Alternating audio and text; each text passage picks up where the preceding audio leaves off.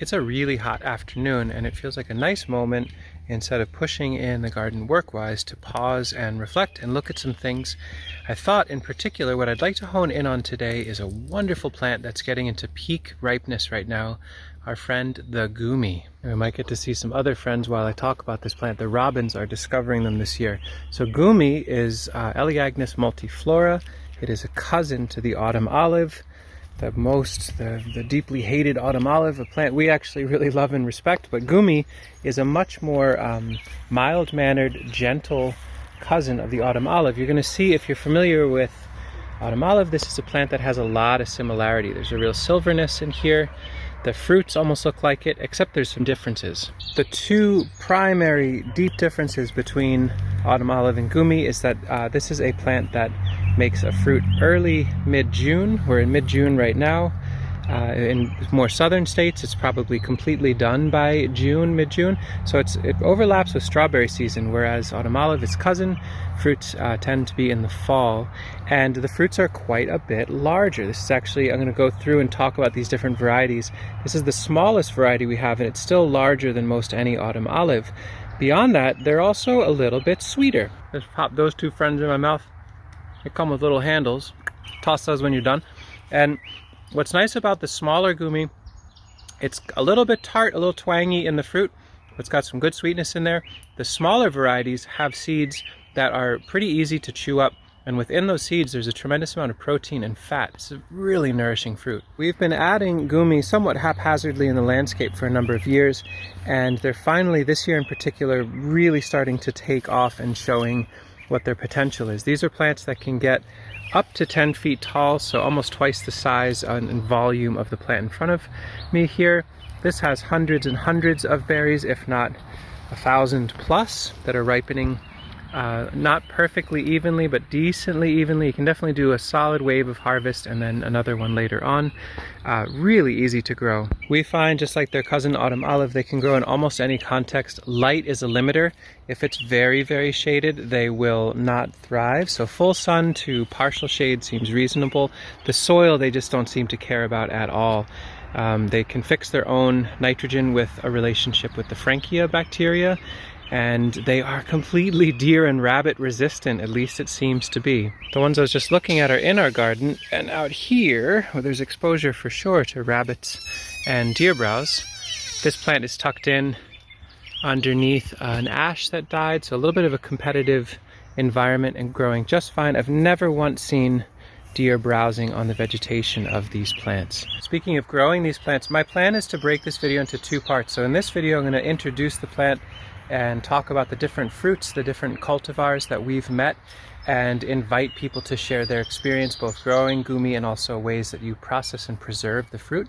We're looking at the idea of a honey sweetened cooked fruit leather, so we get maximum medicinal, anti-cancer, and liberation of fat and protein from the seeds with that. We'd love to hear from other people. In another video, I'm going to talk about what we've understood as pathways to propagate this plant, as well as places where you can get these plants from other nurseries. So keep an eye out for that video too. We have some seedling Goumis, so unnamed seed-grown Goumis. It's definitely a viable way to have them in a landscape, but we also have these clones of different cultivars. The one right in front of me, all of them I think are equally wonderful, but just for different reasons. This is one called Red Gem, and it definitely is the smallest Goumi that we work with. Flavor, I don't think I'm going to call the flavor mind-blowing on this one. Pretty good. It's got a nice punch to it, but what I like is that the seed is very small, very, very chewable, and I've come to really appreciate the seed of Goumi almost as much as the fruit. This variety is called Sweet Scarlet, and let me find a nice ripe one, because if I'm picking them to talk about them, I want to be eating them while I am. Here is Sweet Scarlet. You can see quite a bit bigger than Red Gem.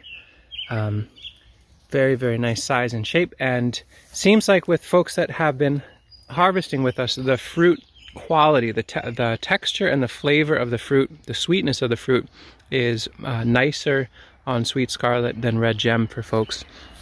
So it seems like a little bit of a preference. I'm happy to save seed on both of these, mix them together, and have offspring that have the combined attributes of both of these name varieties. Those two are pretty fun. I'm sure there's tons of other name varieties. The one that I really want to talk about for a moment that I'm just stunned by, has some limitations, but is just ridiculous. The fruit size is a cultivar called carmine. I think this is also one that folks call tillamook. I'm not sure. Maybe 2 to 4 times the size of red gem, maybe twice as big as sweet scarlet, and huge seed inside. So here's the deal with carmine. Big, beautiful fruits. I mean, just so many. And yes, technically the seed is edible, but these happen to have pretty fibrous, hard to chew seeds. I tend to spit them out. In our case, we're going to save them so we can grow more from seed. These plants are about as beautiful as they are functional and delicious in the landscape. The silvery foliage, the fruits themselves, it looks like a million little Christmas ornaments or hot peppers hanging from a shrub.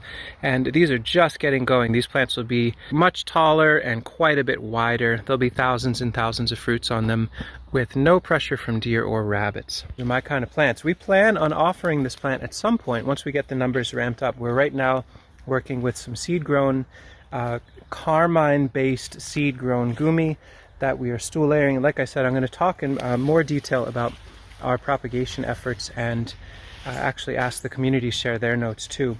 But in the description, I'll link a couple nurseries that I know handle and offer Goumi periodically, so hopefully you can get one really soon. Thought I'd take one last wander in the back corner of our food forest, where it is hard to even get to, so bear with me.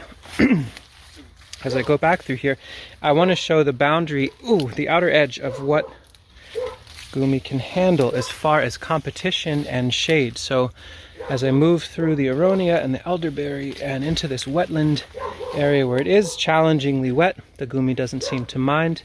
And here is red gem tucked in and amongst all of this complexity, doing just fine for itself. I think if it was a little bit more competitive, a little bit deeper shade, so this elderberry and seaberry, when they get bigger, will probably have this Goumi start to wind down. So I'll have to make some choices about cutting things back. But if you had a partially shaded, somewhat canopied food forest, Goumi could also tuck in so long as there's a little bit of good light midday. But this soil down here is almost completely saturated periodically, and they just don't care. What a cool plant. Thanks, Goumi, for existing. Another really fun and sweet thing about Goumi, this was an experiment a couple of years ago. We popped a Goumi plant, I think this is a red gem, maybe sweet scarlet, into our chicken yard. You can see the base of it down there. All we did to protect them from the hens was to put some rocks so they couldn't kick the soil away and expose the roots and hurt them. And the plant took off. Not a tremendous amount of light, but some, and now they line up for it. These friends are crazy for Goumi. Lots of protein and fat in the seed, lots of nourishment and medicine and pleasure and sweetness in the fruit. So not only is it a great fruit for our permaculture landscapes, but could be an amazing additional feed for your chicken friends.